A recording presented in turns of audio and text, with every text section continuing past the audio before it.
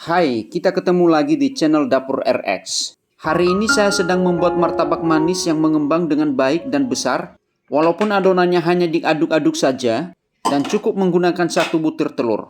Bagaimana caranya aku buat?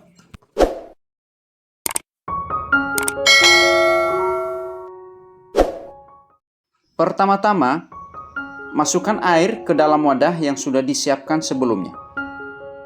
Dan tambahkan gula pasir 40 gram. Susu bubuk 10 gram.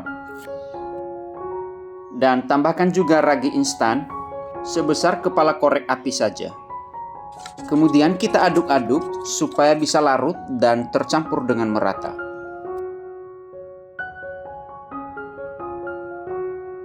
Setelah bahan-bahan tadi sudah larut dan tercampur semuanya, lalu kita tambahkan tepung terigu 300 gram, setengahnya saja dulu, supaya lebih gampang untuk mengaduknya, tidak terlalu berat.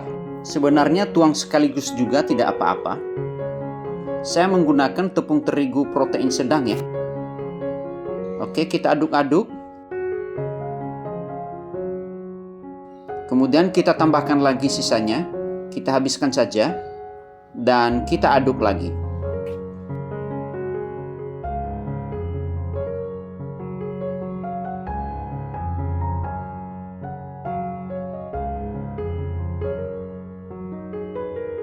Lalu setelah seluruh tepung ini sudah basah semuanya, kita bersihkan dulu pinggir-pinggirnya ya. Dan kita akan melakukan tindakan mengadon seperti ini. Nah, seperti di video ini ya. Tujuannya supaya gluten dari tepung ini terbentuk. Dan gluten ini nanti yang bakal menjadi serat dari martabak ini. Kita lakukan tindakan mengadon seperti ini sampai adonan ini menjadi halus, lembut, dan elastis. Dan cara mengaduk-aduk seperti ini adalah salah satu kunci keberhasilan dari sebuah martabak. Kalau cara ngaduknya sudah benar dan adonannya benar-benar menjadi lembut, halus, dan elastis, saya bisa pastikan dari segi adonan, martabaknya pasti berhasil. Tinggal yang membutuhkan perhatian, teknik pengapian, dan bahan pengembang. Dan bagi teman-teman yang mempunyai mixer di rumah, mengaduk seperti ini juga bisa menggunakan mixer ya, supaya lebih lebih gampang lah ya, tidak terlalu ribet. Yang penting dalam mengaduk-ngaduk seperti ini, bisa menilai adonannya sudah benar-benar halus, lembut, dan elastis. Dan jangan juga keenceran, karena terlalu lama mengaduknya. Dan sekarang tambahkan air 60 ml. Takaran air ini tidak menjadi patokan ya. Bisa lebih sedikit dan bisa juga kurang sedikit ya. Kemudian adonan ini kita tutup dan didiamkan selama 3 jam supaya hasilnya lebih baik. Dan setelah 3 jam, kita buka tutupnya. Dan ini dia adonannya, kelihatannya lebih rileks. Kita pindahkan ke dalam wadah, supaya nanti ketika kita tuang, lebih gampang ya.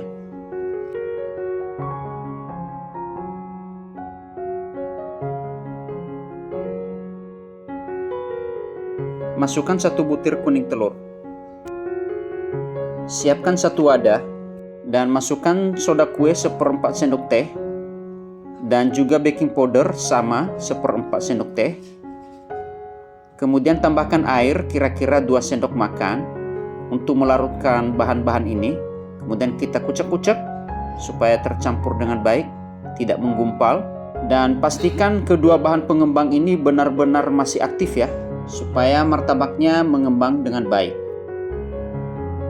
Kemudian kita aduk-aduk sampai bahan-bahan tambahan tadi tercampur dengan baik.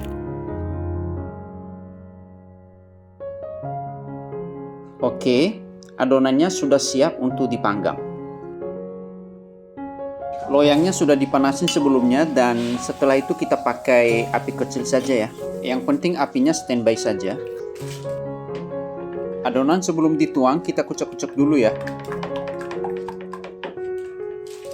Lalu kita tuang ke atas loyang sampai melebar dan merata ke seluruh dasar loyang, kira-kira tingginya 2 mm dari dasar loyang ya. Kemudian kita bentuk pinggirannya dan besarkan apinya. Nah, sekarang kita tunggu dan sambil ngontrol tingkat kematangannya. Kita perhatikan ya, itu gelembung-gelembungnya udah mulai bermunculan dan adonannya udah mulai mengembang naik ke atas. Sambil perhatikan juga pinggiran martabaknya, jangan sampai kecoklatan tua ya. Karena warna pinggirannya itu memberikan gambaran kepada kita seberapa coklatnya juga bagian dasar martabaknya yang langsung lengket ke loyangnya ya. Oke, kita lanjutkan lagi. Rasa-rasanya sebentar lagi kita akan menabur gula ya. Tapi kita tunggu sebentar lagi sampai kira-kira gelembung-gelembung permukaannya itu hampir 80 atau 90% ya, supaya nanti pori-porinya itu semuanya terbuka. Nah, kalau sudah seperti ini kondisinya, langsung kita tabur gulanya secara merata. Kemudian kita kecilkan apinya dan langsung kita tutup. Jangan ditutup full ya, tapi beri celah sedikit supaya proses terbukanya pori-pori martabaknya masih berjalan.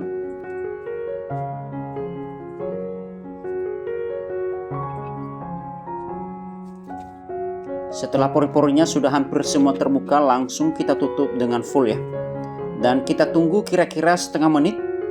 Kita buka dan martabaknya sudah matang. Langsung kita angkat dari loyangnya.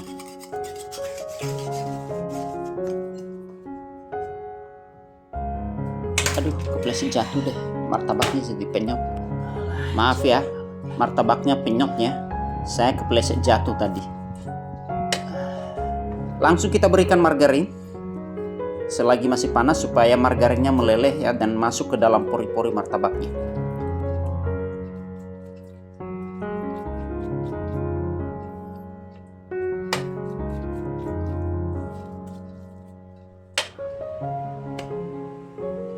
Sekarang berikan topping sesuai dengan selera.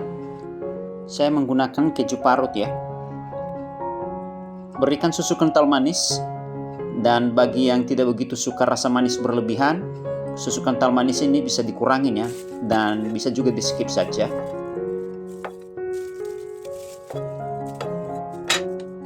Oles lagi kulit luar martabaknya dengan margarin.